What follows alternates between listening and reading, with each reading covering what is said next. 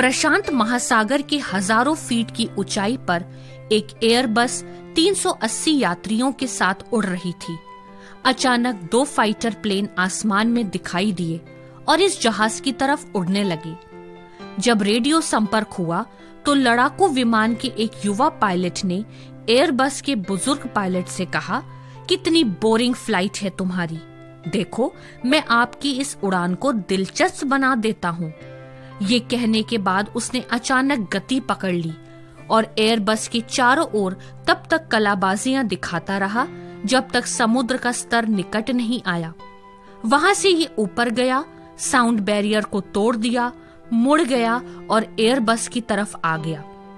उत्तेजित स्वर में उसने फिर पूछा, कैसा लगा? एयरबस पायलट ने कहा, ये तो कुछ भी नहीं है। अब आप देखिए मैं क्या दिखाता हूँ। दोनों फाइटर प्लेन देखने लगे। समय बीत रहा था लेकिन विमान सीधा उड़ रहा था। काफी समय बाद एयरबस के सीनियर पायलट का एक रेडियो संदेश आया जिसमें पूछा गया कि आपको कैसा लगा। युवा फाइटर पायलट ने कहा, लेकिन बॉस, आपने क्या किया है? एयरबस के पायलट ने कहा, मैं बाथरूम गया था। रास्ते में कुछ लोगों से बातचीत हुई, फिर मैंने शांति से खड़े होकर चॉकलेट कॉफी पी और अब मैं वापस आ गया हूँ। क्या आप ये कर सकते हैं? नौजवानी का दौर बस ऐसे ही होता है।